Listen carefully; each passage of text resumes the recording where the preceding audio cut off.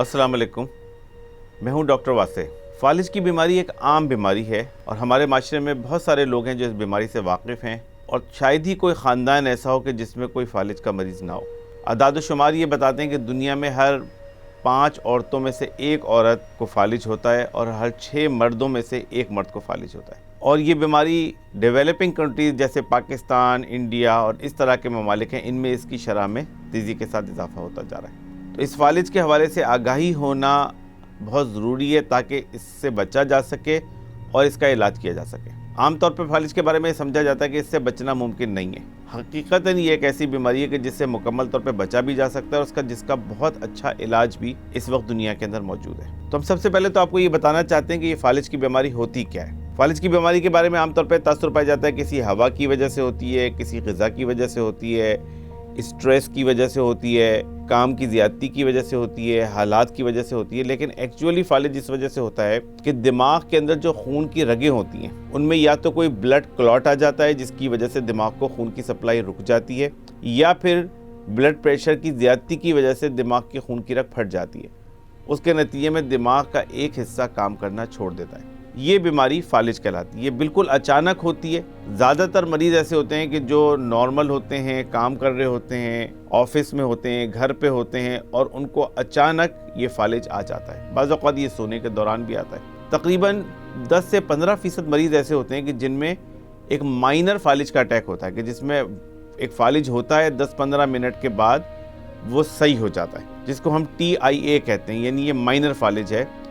ये माइनर फालिज अगर किसी को हो तो ये इस बात की अलामत होती है कि इस फर्द को एक फालिज का बड़ा अटैक होने का ख़तरा है, कि जिसके नतीजे में जिस्म का आधा हिस्सा माजूर हो सकता है। तो ऐसे लोगों को फौरी तौर पर डॉक्टर से रुजू करना चाहिए।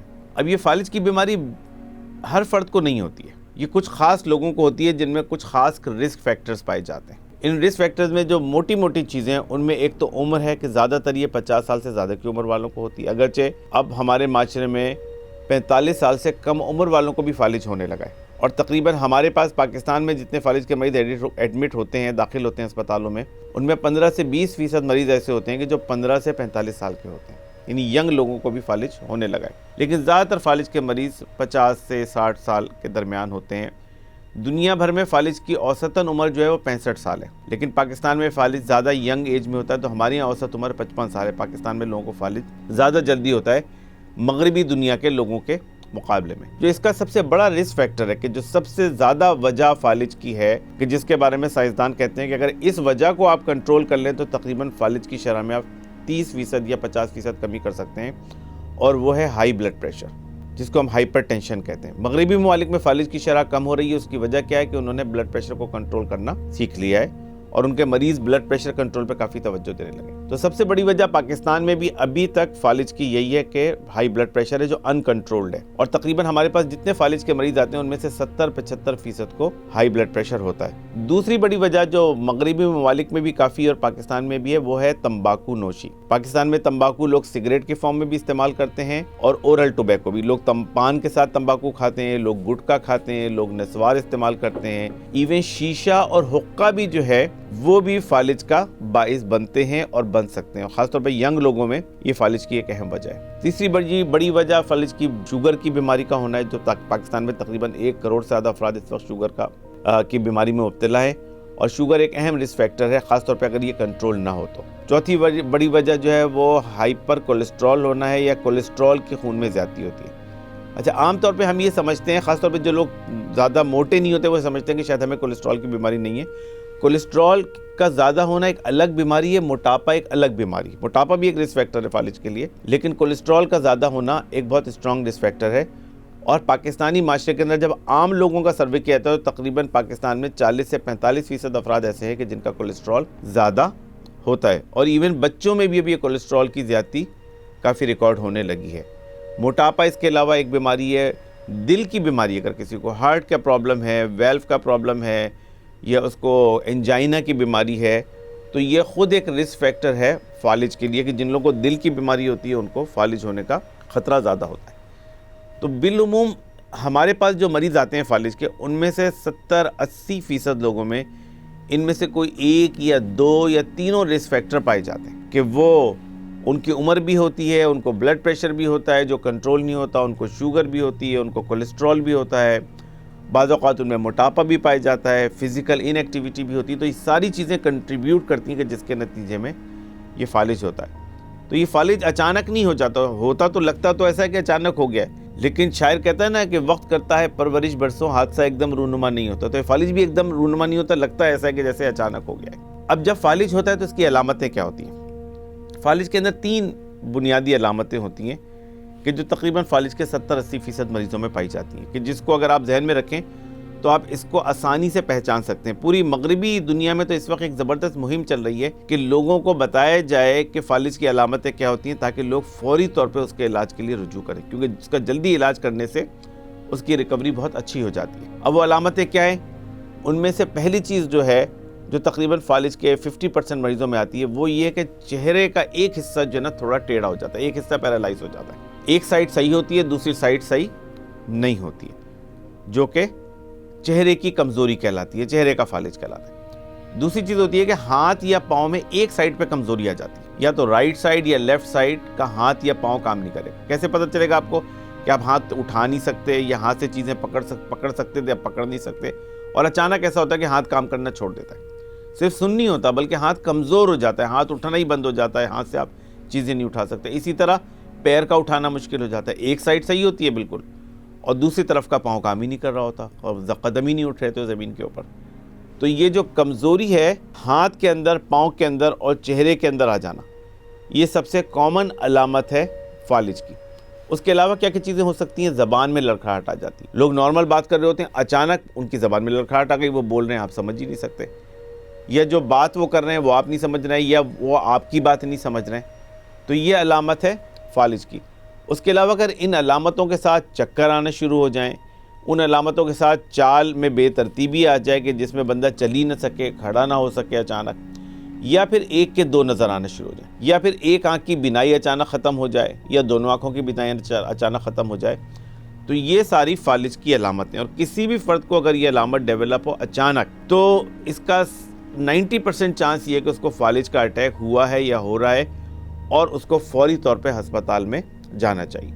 مریض کو بھی, اس کے گھر والوں کو بھی. کسی مریض کے گھر والے محسوس کریں کہ گھر کے کسی فرد میں اگر یہ علامتیں پیدا ہو رہی ہیں, تو فوری طور پہ پھر اس فرد کو ہسپتال کے اندر لے کے جانا چاہیے, اور ہسپتال میں اس کا چیک اپ ہونا چاہیے. ڈاکٹر چیک اپ کرتے ہیں, اور چیک اپ کرنے کے بعد ڈاکٹر 1 منٹ کے اندر یہ بتا سکتے ہیں کہ اس مریض کو فالج ہوا ہے یا نہیں ہوا ہے, کیونکہ اس کو ڈائگنوز کرنا بہت آسان ہے. ڈاکٹرز کے لیے اس کی تشخیص کرنا اتنا مشکل کام نہیں ہے. اب اگر کسی فرد کو یہ فالج ہو جائے تو زیادہ تر ہسپتال میں جاتے ہیں, اس کا CT اسکین یا MRI ہوتے ہیں, دیکھتے ہیں کہ اس کے دماغ کی رگ پھٹی ہے یا اس کے دماغ میں بلڈ کلاٹ ہوا ہے. اگر رگ پھٹی ہے تو اس کا علاج دوسری طریقے سے ہوتا ہے, اس میں بھی سب سے اہم ترین چیز بلڈ پریشر کا کنٹرول کرنا ہے, اور بقیہ رسک فیکٹرز کو کنٹرول کرنا ہے, تاکہ مریض کے اندر ایسپریشن نمونیا نہیں ڈیولپ ہو, مریض جو ہے وہ غذا اس کے پھیپھڑے میں نہ چلی جائے. تو 3-4 احتیاطیں جو تمام لوگوں کو کرنی چاہیے. کسی کو فالج ہو, سب سے پہلے تو یہ ہے کہ اس کو منہ سے نہیں کچھ کھلائے پلائیں. دوسرے نمبر پہ اس کو ہسپتال میں لے جائیں, اس کو داخل کر دیں مریض کو ہسپتال کے اندر. تیسرا یہ ہے کہ اس کا ایک اسکین ہونا چاہیے تاکہ پتہ چل جائے کہ اس کی فالج کی وجہ کیا ہے.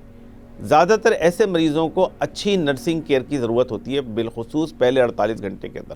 اس کے لیے دنیا میں ایک یونٹ ہے جس کو ہم کہتے ہیں اسٹروک یونٹ. جیسے پہلے کورونری کیئر یونٹ ہوتے تھے, اسی طرح پوری دنیا میں اب اسٹروک یونٹ وجود میں آ گئے. اور جتنی ریسرچ اس نے ثابت کیا ہے کہ اگر مریض کو پہلے 48 گھنٹے میں اسٹروک یونٹ کے اندر رکھا جائے اور اس کو کیئر پرووائڈ کی جائے تو اس کی ریکوری بہت بہتر ہوتی ہے. اس کی وجہ کیا ہے کہ اس کا بلڈ پریشر اچھا کنٹرول رہتا ہے, اس کو انفیکشن نہیں ہوتا, اس کو ایسپریشن نہیں ہوتا, اس کے فیڈنگ ٹیوب لگا دیتے ہیں تاکہ غذا اس کے پھیپھڑے میں نہ چلی جائے, اس کا ٹیمپریچر کنٹرول میں رکھتے ہیں, اس کو اگر فٹس ہوں تو اس کو کنٹرول کرتے ہیں.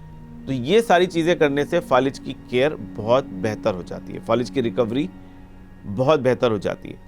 پاکستان میں ابھی بھی بہت بڑی تعداد میں فالج کی وجہ سے لوگ جاں بحق ہو جاتے ہیں. تقریباً 1000 افراد روزانہ فالج کا شکار ہوتے ہیں, جن میں سے 400 افراد روزانہ جاں بحق ہو جاتے ہیں. بہت بڑی تعداد ہے. لیکن ان کے جاں بحق ہونے کی ایک بہت بڑی وجہ یہ ہے کہ ہم ان کو وہ کیئر مہیا نہیں کر پاتے کہ جو دنیا بھر میں فالج کے مریضوں کو میسر ہے.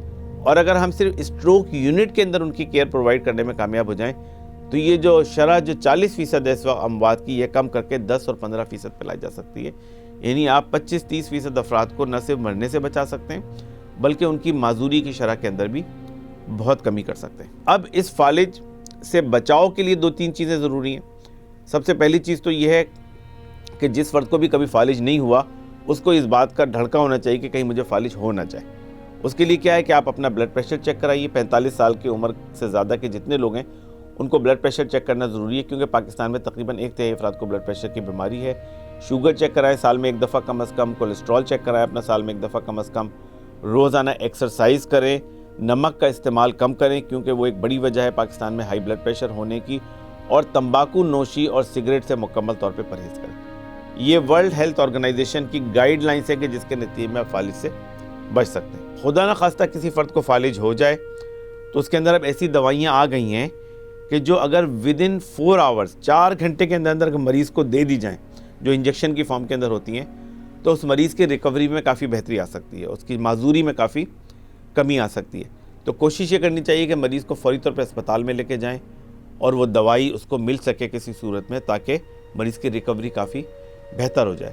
وہ نہیں بھی ہو تو بھی دیگر دوائیاں ایسی ہیں کہ جو فالج کو فیوچر میں پریونٹ کرنے کے لیے ہوتی ہیں اور اس کی ریکوری کو بہتر کرنے کے لیے ہوتی ہیں، کہ جن کا مستقل استعمال ضروری ہے. کسی کو فالج ہو جائے تو اس کے لیے 3-4 چیزیں ضروری ہیں. ایک تو دوا کا مستقل استعمال، لائف لانگ دوائی اس کو لینے کی ضرورت ہے. دوسری بات یہ ہے کہ بلڈ پریشر کا کنٹرول ضروری ہے، کھانے پینے میں احتیاط ضروری ہے، ورزش ضروری ہے، اور ریہیبلیٹیشن.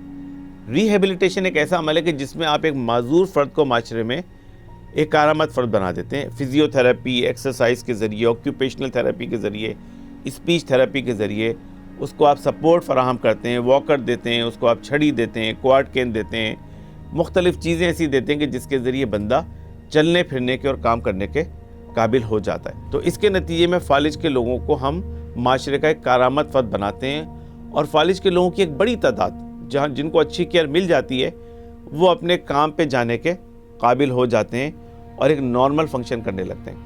اس میں ہم گھر والوں کو بھی ٹرین کرتے ہیں کہ گھر والوں کو بھی اس بات کی ضرورت ہے کہ وہ تھوڑی ٹریننگ لیں. اپنے گھر میں کسی کو فالج ہو جائے تو اس کی فزیو تھراپی یا اس کی ایکسرسائز کر سکیں، اس کی دماغوں کا خیال رکھ سکیں. لیکن بحیثیت مجموعی پورے معاشرے کے اندر یہ اویئرنیس پیدا ہونے کی ضرورت ہے کہ لوگ اپنے آپ کو اور اپنے گھر والوں کو فالج کی بیماری سے بچائیں، جو کہ بچنا بہت ممکن ہے. اگر پراپر کیئر کی جائے تو تقریباً ہم فالج کی شرح میں پاکستان کے اندر اور دنیا میں اس پہ تو کافی کام ہو چکا ہے، 25-30% کی ہم کمی لا سکتے ہیں. اور فالج کے نتیجے میں جو لوگ جاں بحق ہو رہے ہیں اور جو معذور ہو رہے ہیں ان کی شرح میں بھی ہم 40 سے 50% تک کمی لا سکتے ہیں. تو ایک بہت بڑی تعداد ہے کہ جن کو ہم زندگی کی طرف لا سکتے ہیں، جن کو ہم معذوری سے روک کر ایک نارمل فنکشن کے اندر لا سکتے ہیں. اور بالخصوص اس میں خواتین کے اوپر زیادہ توجہ کی ضرورت ہے، کیونکہ خواتین میں فالج کی شرح ہے بھی زیادہ اور ان کو وہ فیسلٹیز مہیا نہیں ہوتی ہیں کہ جو ریہیبلیٹیشن کے لیے یا ریکوری کے لیے چاہیے ہوتی ہیں. اس کے حوالے سے اقدامات کی ضرورت ہے. اس کے حوالے سے حکومتی سطح پہ بھی اقدامات کی ضرورت ہے، کہ جس میں سب سے بنیادی چیز یہ ہے کہ اسٹروک یونٹ پاکستان کے تمام ڈسٹرکٹ ہسپتالوں میں، سول ہسپتالوں میں ہونے چاہیے. اور جو خون پتلا کرنے والی دوائی جو فالج کے تمام مریضوں کو دی جاتی ہے ودن 4 آورز، یہ اگر اویلیبل ہو تو اس کے ذریعے فالج کی ریکوری کافی بہتر کی جا سکتی ہے. اور تیسری بات ہے کہ پاکستان کے تمام ہسپتالوں میں جہاں فالج کے مریض ہوتے ہیں وہاں ریہیبلیٹیشن کے یونٹس ہونے چاہیے، تاکہ ان مریضوں کو آپ پراپرلی ریکوری کی طرف لے کے جا سکیں. تو یہ وہ معلومات ہیں کہ جو اگر لوگوں کو ہوں اور پھر لوگ اس کے نتیجے میں فالج کو سمجھنے لگیں، اس کی بیماری سے آگاہی حاصل کر لیں اور اس کا پراپر علاج کر لیں، تو ہم یہ سمجھتے ہیں کہ صرف ہمارے ملک پاکستان کے اندر ہم فالج کی شرح میں بھی بہت کمی لا سکتے ہیں اور فالج سے ہونے والی اموات میں اور معذوری میں بھی بہت کمی لا سکتے ہیں.